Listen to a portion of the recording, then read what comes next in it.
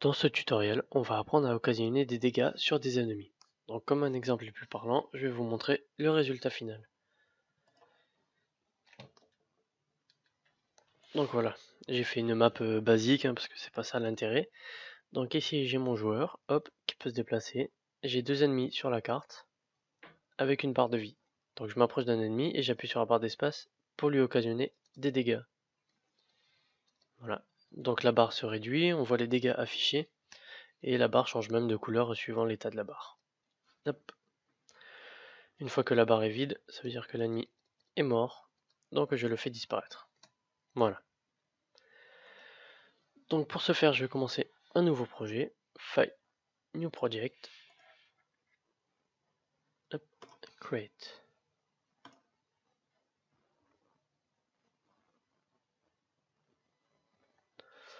Donc voilà, un nouveau projet vide. Donc comme d'habitude, on va créer tous les dossiers qu'il nous faudra. Donc un script, un préfab, oula, hop, un scène. Bon, pour l'instant, ça suffira. Donc je vais enregistrer notre scène dans le dossier scène. Et on va commencer à créer notre map. Donc, GameObject, 3D Object, Plane. Donc ça sera notre sol que l'on va appeler floor. Je vais le mettre à 555. Voilà, on va créer un nouveau dossier matériel du coup. Hop. Et dedans, je vais faire un clic droit, Create, Material. Je vais l'appeler floor aussi, que je vais glisser sur mon plane. Et je vais mettre une couleur verte. Voilà. On va faire un GameObject Light, Directional Light. Voilà. Donc maintenant on va commencer à créer notre personnage et notre ennemi juste pour le tutoriel. Donc je vais juste faire avec des capsules. Hop, capsule. Position 0, 1, 0. Hop, je vais faire un GameObject Create Empty et je vais l'appeler Player. Je vais positionner à 0, 0, 0 et dedans je vais lui mettre la capsule. Dans notre objet Player, je vais aussi lui mettre le tag Player. Et voilà, ça sera notre joueur. Donc on va juste lui faire une tête pour voir le sens de rotation. Donc on va faire une sphère que l'on glisse dans le player. On va la monter et la déplacer. Voilà, comme ceci. On va tout simplement, je m'attarde pas là-dessus. Du coup, je vais dupliquer le player, je vais le marquer ennemi. Et je vais les décaler. Hop, on va aussi afficher une petite bulle d'information en cliquant ici et en choisissant une couleur, par exemple le rouge.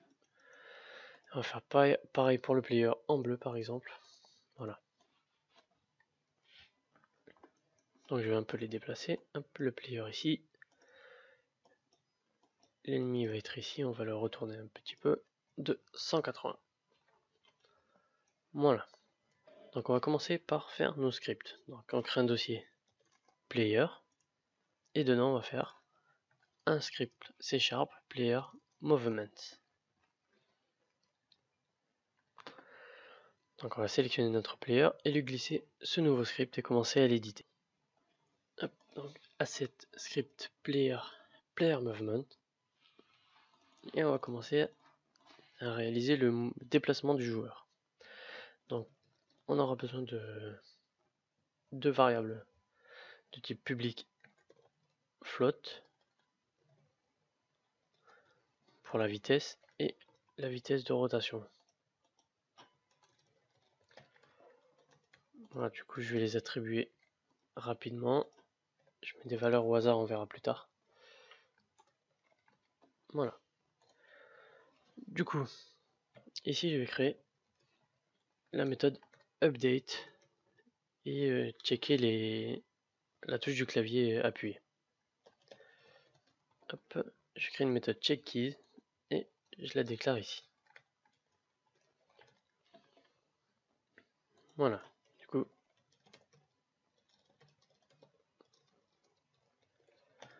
pour savoir quelle touche du clavier a été appuyée et réaliser les opérations en fonction de cette touche. Donc on va faire un if input.getKeyDown, keycode. On va mettre Z. Donc Z, ça veut dire que l'on avance. Forward. Sinon, else if input.getKeyDown, keycode.s.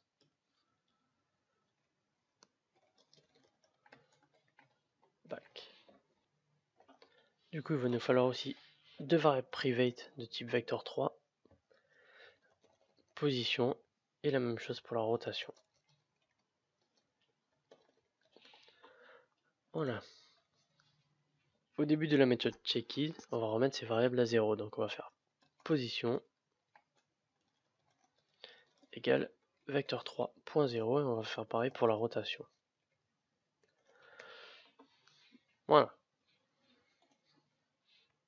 Du coup, ici, on va faire un position est égale à vector3.forward multiplié par la vitesse multiplié par time.deltaTime. Et on fait l'inverse ici. Position est égale à vector3 fois moins speed pour inverser fois time.deltaTime. Point forward, pardon. Du coup, ici, on a fait le movement. Et là, on va faire la rotation. Donc, if input.getKeyDown, keycode.q, hop, else if input.getKeyDown, keycode.d, hop,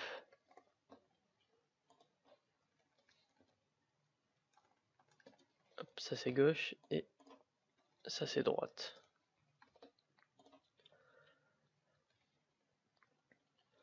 Donc à gauche, on va faire rotation est égale à vector3 point up fois rotation speed fois time.deltaTime. Et là c'est moins rotation speed et là c'est l'inverse.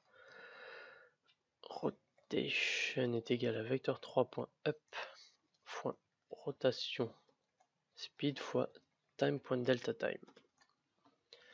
Voilà, du coup on a fait le mouvement et la rotation, il ne reste plus qu'à l'attribuer au player. Donc il faut déjà inverser la position globale en la mettant dans une position locale. Donc on va faire position est égale à transform direction de position.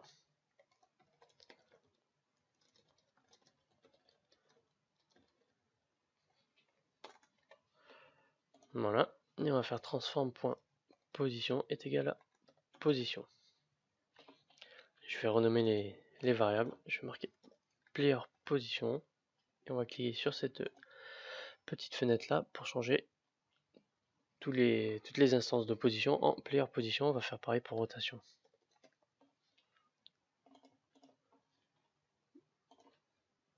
Voilà. Et pour la rotation, on va faire un transform.local Eulerian angle plus égal player rotation. D'ailleurs, je me suis trompé. Ici, c'est pas transform.position est égal à player position, c'est plus égal player position. Et pareil ici, c'est pas getKeyDown, c'est getKey tout court.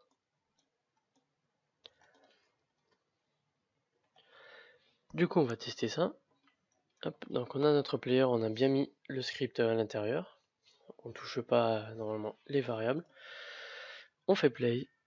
On appuie sur ZQSD et on voit que notre personnage se déplace. Il est rapide sur le mouvement, mais sur la rotation, il est un peu lent. Donc on va modifier ça à la volée sans quitter le mode play. Speed, on va mettre 20 et rotation 150. Rotation 200. Voilà, on va laisser comme ça. Donc 20, 200, donc hop, 20, 200. On va mettre la caméra dans notre player pour qu'elle suive le player. Donc hop, on va bien la placer. Hop.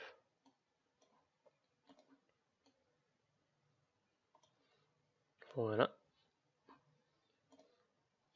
Je vais remettre une light parce que je l'avais supprimé sans faire esprit tout à l'heure. Voilà. Du coup, on a la caméra qui suit notre joueur. Donc, on va mettre sur la capsule et sur la sphère. Non, pardon. Non, c'est bon, on va laisser comme ça. Donc, maintenant, sur notre ennemi, on va mettre un canevas en mode world space et avec notre live bar, notre health bar que j'ai créé pour un autre tutoriel. Donc, je vous invite à suivre ce tutoriel. Moi, je vais juste l'importer. Voilà, import. Hop. Je vais créer un dossier image, images, et je vais glisser mes deux images. Hop. Et mon préfab, je vais le mettre dans le dossier préfab. Donc mon canvas, je vais le déplacer dans mon ennemi. Hop. Du coup, on voit le canvas ici. Donc on va réparer un peu les problèmes d'importation. Hop. Il suffit d'agrandir ça. Hop. Et puis ça.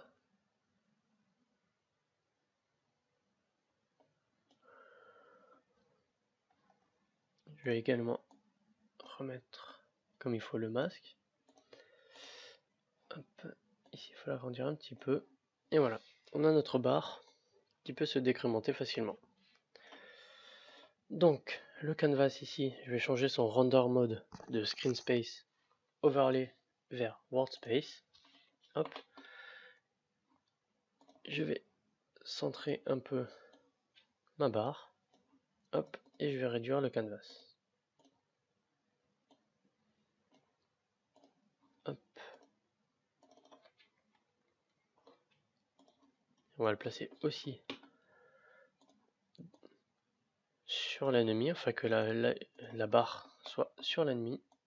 Hop.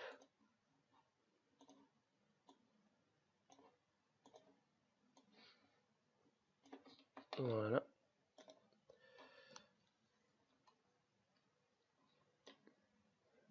Donc voilà, ça sera comme ça. Du coup, on va créer un script dans le dossier script ici, et on va l'appeler LSBar Manager, et on va le glisser sur notre health bar ici. Donc je vais réduire le scroll bar, je vais mettre health manager, et on va commencer à l'éditer ici. Hop, health manager. Donc on aura besoin d'une seule méthode plus la méthode awake. Et ici void update the health bar. Donc on va déclarer aussi deux attributs privés, private scroll bar que l'on nomme scroll bar. Hop, il faut importer ici using unityengine.ui et la même chose pour une image image. Donc dans la méthode awake, on va faire un get component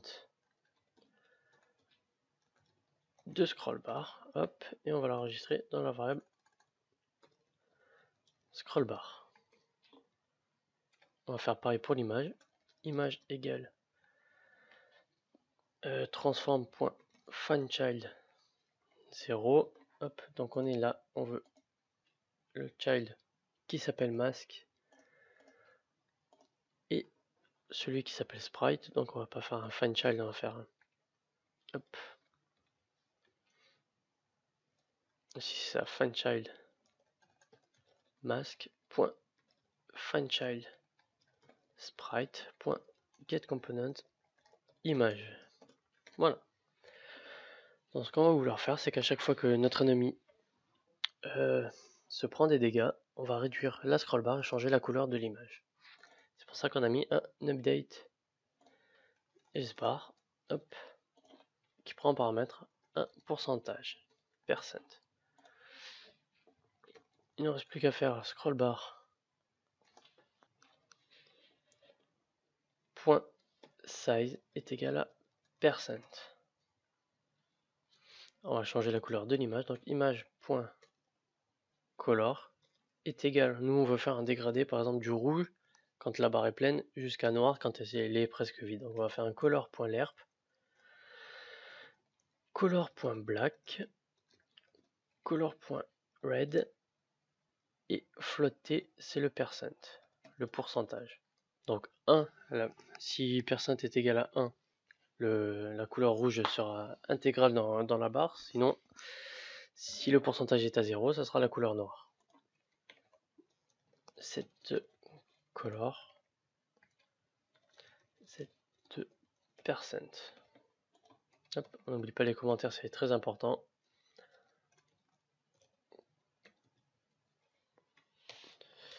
Voilà.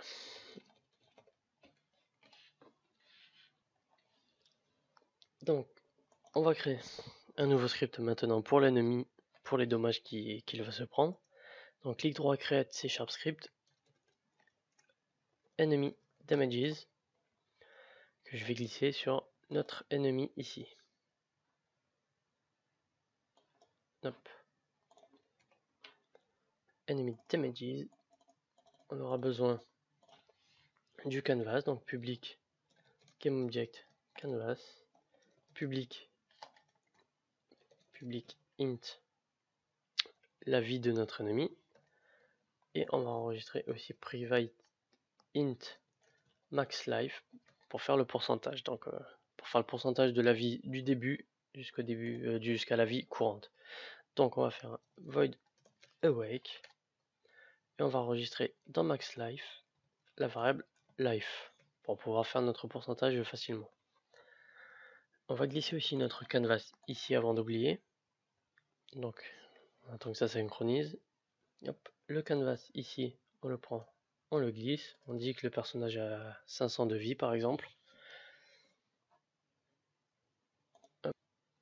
Donc on aura besoin d'une méthode pour occasionner des dégâts, donc on va l'appeler void set damages avec une valeur de dégâts.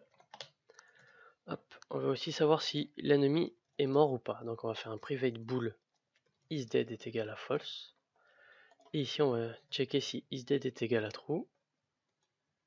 Si isDead est égal à true, on fait un return parce qu'on ne veut pas lui mettre des dégâts parce qu'il est déjà mort. Sinon, là on veut afficher la valeur des dégâts. Donc pour ce faire, il va falloir aller créer un UI text. Donc hop, on va aller là, on va sélectionner notre isBar et on va faire GameObject UI text. Voilà, ici ce sera les dégâts. Hop. Donc on va commencer à mettre en place notre système de dégâts. Donc moi j'ai mis des dégâts pour voir le texte. On va le centrer horizontalement et verticalement. On va les mettre en rouge. Hop. Best fit, on va le cocher pour que ça s'adapte. 0 en X. Et on va réaliser aussi une petite animation donc pour que les dégâts partent d'ici et montent et disparaissent. Donc pour ce faire, je vais le placer un peu plus en bas, c'est-à-dire ici par exemple. Hop. Positionner à 35 et Z à 0. Voilà, du coup on va ouvrir le volet animation ici. Donc si vous ne l'avez pas, c'est dans Windows Animation ici. Et on va faire Add Curve. Il nous demande d'enregistrer notre animation. Donc on va créer un nouveau dossier que l'on nomme Animations. Et là on va marquer Damage Text Anime. Voilà, du coup on va commencer notre animation. Donc à la première frame, on veut que le texte soit en bas et réduit en taille. Donc le scale ici, on va le mettre tout petit. Hop.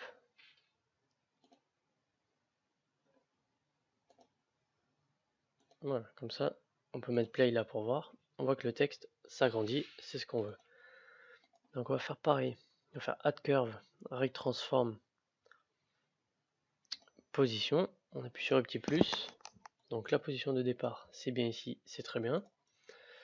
Et la position finale, on va le mettre là par exemple. Hop, on peut tester.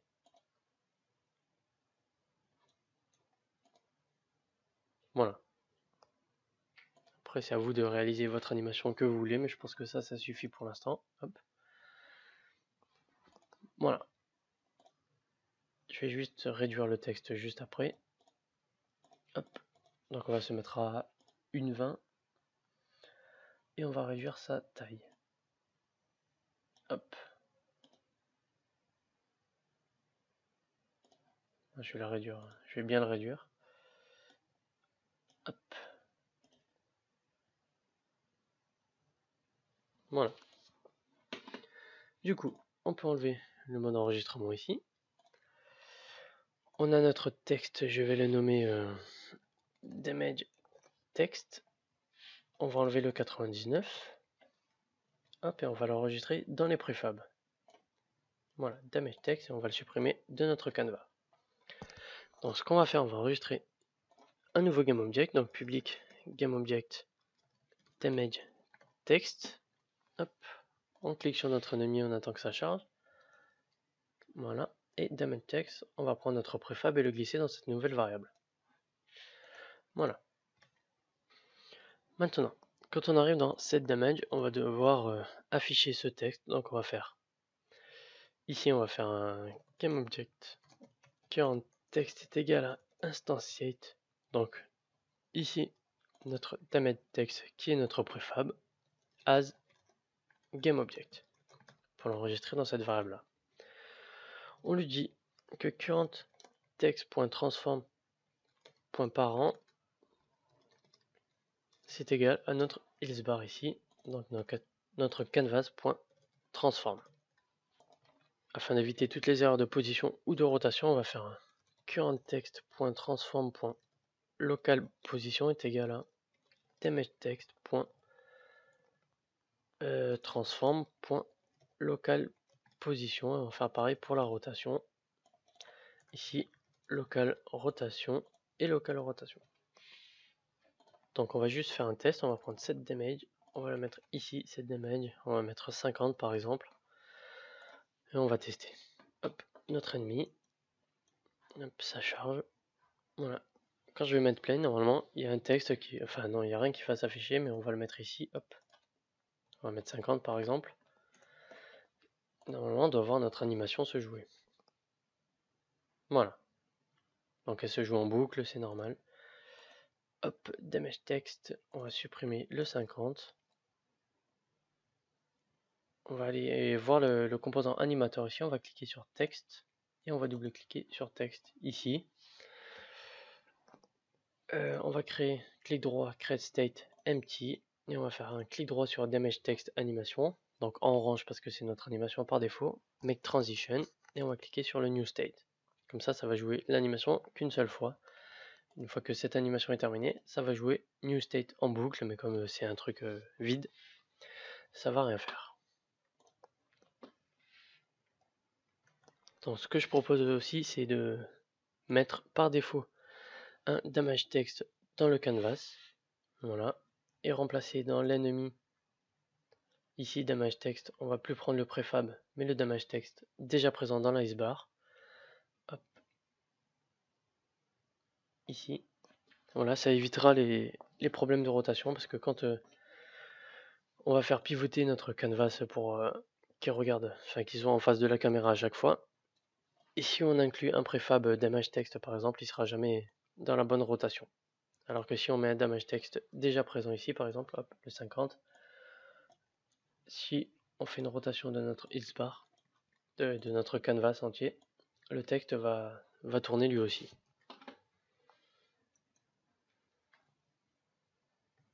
Donc on va enlever le 50 d'ici. Donc quand on affiche le texte, enfin quand on fait l'animation, qu'on crée un nouveau damage text, on va devoir lui setter le texte. Donc pour ce faire ici, hop, set damage value, et là on va marquer create damage text. Du coup on va récupérer le composant texte, hop, pareil que tout à l'heure, on importe texte, on va l'appeler texte aussi, est égal à currentText.getComponent texte, et on va faire text.text. Moi c'est pas propre, donc du coup on va faire ici, on va tout faire d'un coup. .text est égal à value.toString. Hop, et on va enlever ça. Voilà. Du coup on va essayer ici toujours notre méthode de debug, on lui fait un set damage de 50. Hop. Et ici c'est pas 0 mais il faut ne rien mettre. Hop, je mets play. Et on voit que le 50 a bien été créé. Du coup on voit que c'est à l'envers. On va créer sur damage text ici.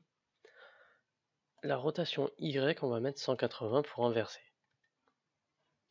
Donc du coup le 50 devrait être à l'endroit. Voilà.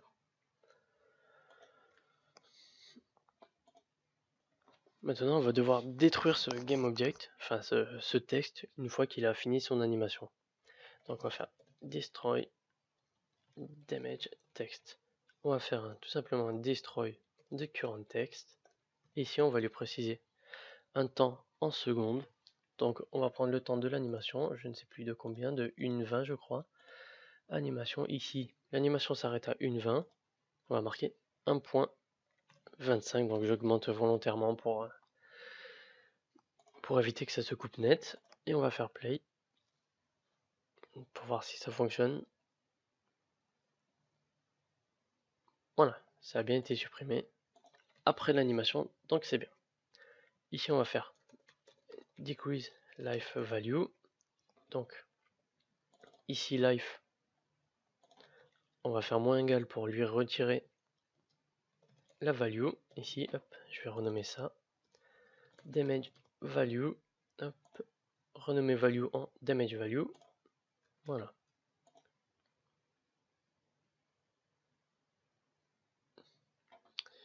Parce que life, ça doit être un float et max life pareil. Quoique, non, on va tout mettre en int. Hop, int, int, et ici aussi un int. Voilà. Maintenant, on va tester si la life est égale, enfin est inférieure ou égale à 0. On supprime l'ennemi. Donc, def.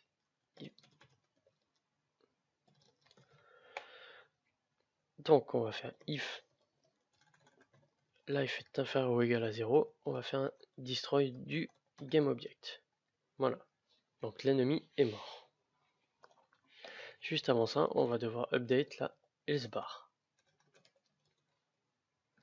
Donc pour ce faire, il faut récupérer le composant, enfin le composant else bar manager de notre else bar. Donc on va l'enregistrer ici. Private else bar manager, donc c'est le nom de votre script. Si vous ne l'avez pas appelé comme ça, vous mettez le nom de votre script et on va marquer else bar manager. Hop. Et dans la méthode awake, on va remplir cette variable. Donc else bar manager est égal à canvas.getComponent else bar manager. Du coup, on a notre else bar manager. Ici, on peut faire la méthode update. Par contre, on va retourner dans le script, on va passer la méthode en public. Et ici, on va retrouver update else bar avec un pourcentage. Donc, pourcentage, c'est damage value. Donc, damage value, non, même pas, c'est même pas ça. C'est damage value fois 100 divisé par max life, il me semble. Non, pardon, c'est life fois 100 divisé par max life. Donc, on va mettre float percent est égal à tout ça. Hop, percent. Voilà, du coup, on aura le pourcentage de vie qui nous reste. mais ça sera en pourcents. Et donc par exemple, il va nous rester 80%, etc. Et nous, ce qu'on veut, c'est pas 80%, mais c'est 0,8 parce que le composant scroll bar, il va de 0 à 1 et non pas de 0 à 100. Donc on va devoir encore diviser par 100. Donc on va faire percent divisé par 100. Voilà, on a l'air bien, les bar manager. Voilà. Du coup, on va voir si on enlève 50, est-ce que notre barre se décrémente? Notre barre ne s'est pas décrémentée. Donc j'ai une erreur ici. Enemy damage ligne 58. Enemy damage ligne 58. Else bar manager. Canvas, on lui a passé quoi? Canvas, else bar manager. Non, en fait c'était pas ça. Ici dans l'ennemi on a passé else bar canvas, mais il fallait que la else bar à l'intérieur. Donc le game object qui comporte l'objet scroll bar. Et else bar manager également. Donc, hop. Donc on a quelques soucis. Else bar manager, ligne 37. Hop, ligne 37. Donc c'est parce que le composant scroll bar doit être nul, parce qu'on le déclare dans la méthode awake et qu'on fait set damage dans la méthode awake, et peut-être que set damage est réalisé avant que l'on aille chercher la scroll bar. Donc on va faire dans la void start et on va faire le set damage ici.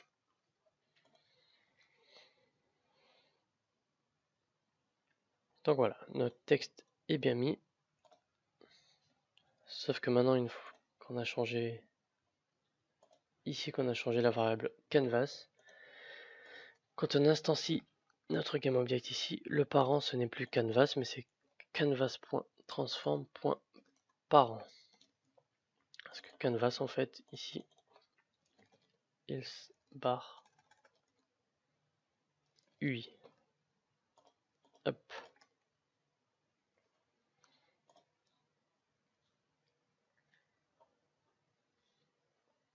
Non, il ne veut toujours pas. Enemy damage, ligne 30.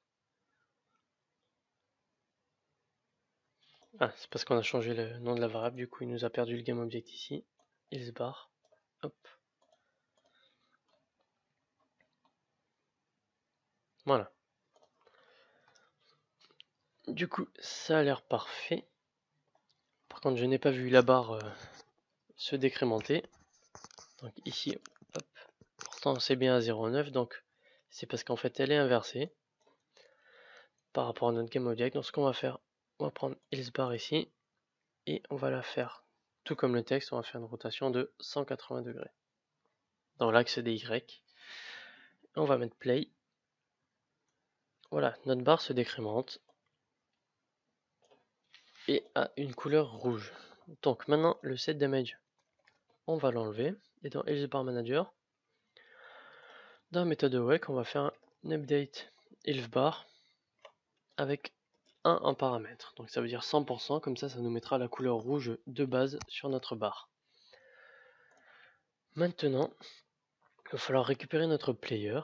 Donc on va faire un private GameObject player. Dans la méthode de wake, on va faire player est égal à GameObject.find GameObject with tag avec le tag player. Du coup, on a notre player et on va mettre à la place de start, on va mettre la fonction, enfin la méthode update. On va faire if player est égal à nul, on fait un return pour éviter les erreurs. Sinon, on va checker la distance entre cet ennemi là et le player. Si la distance est inférieure à une certaine valeur, on pourra attaquer l'ennemi. Donc on va faire vecteur 3 distance est égal à vecteur 3 point distance, et là on attend deux vecteurs, donc 1, 2. Le premier vecteur ça sera le player.transform.position et le deuxième ça sera tout simplement transform.position. Hop.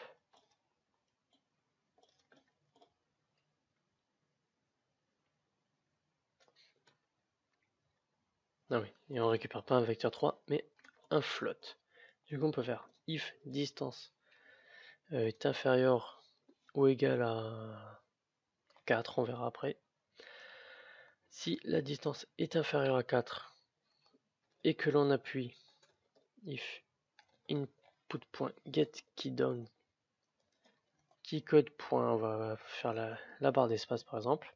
Si on appuie sur la barre d'espace, on va faire set damages avec une valeur ici.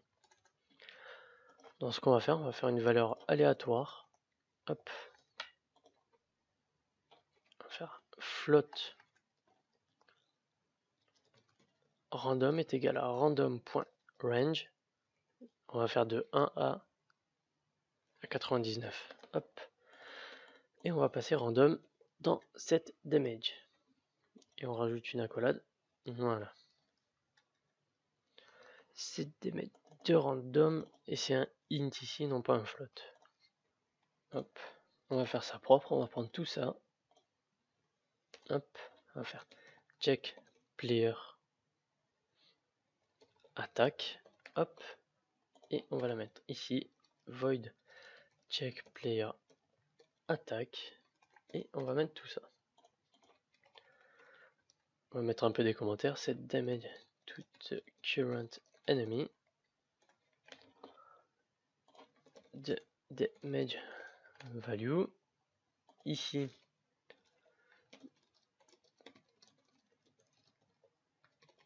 Voilà, check is the player attack. Du coup, on fait un check attack. On cherche la distance. Si c'est inférieur à 4 et qu'on appuie sur la barre d'espace, on peut setter des dommages. Donc, on va faire ça propre. On va faire et ça. Hop, hop, hop.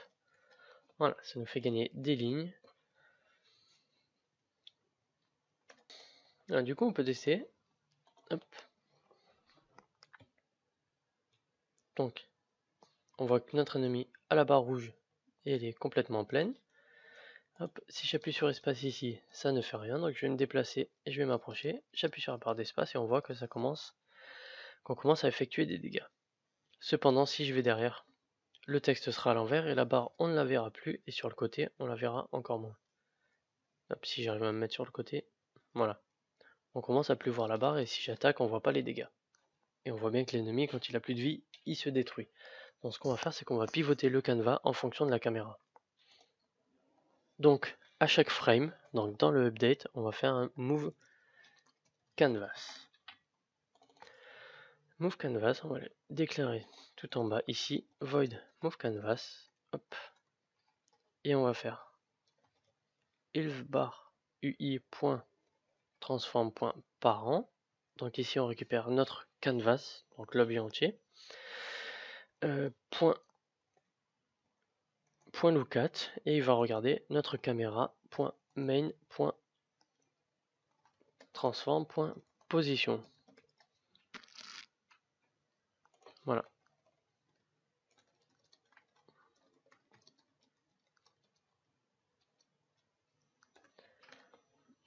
D'ailleurs on va pas l'appeler move canvas mais rotate canvas. Hop. Et normalement le canvas devrait nous suivre, enfin suivre l'orientation de la caméra. Donc on voit bien que le canvas s'est pivoté et qu'il regarde notre caméra ici. Donc on peut voir la barre. Ici vous pouvez voir en direct que le canvas pivote. Donc pour toujours laisser apparaître la barre. Du coup ici on voit pas que ça pivote, mais on est toujours en face de la barre. Voilà. Donc on peut taper, hop, de n'importe quel côté pour voir les dégâts dans le bon sens ainsi que la barre. Hop. Voilà, donc maintenant c'est à vous de continuer ce tutoriel pour répondre à vos besoins. Et vous pouvez même dupliquer les ennemis. Hop. Hop. Ici, je vais mettre en full screen. Donc voilà, vous pouvez tuer chaque ennemi indépendamment des autres. Voilà. Après, vous pouvez augmenter la taille du texte ainsi que les valeurs. Voilà. Ah, il est toujours pas mort, tiens. Donc j'espère que ce tutoriel vous aura plu et on se retrouve dans un prochain tutoriel.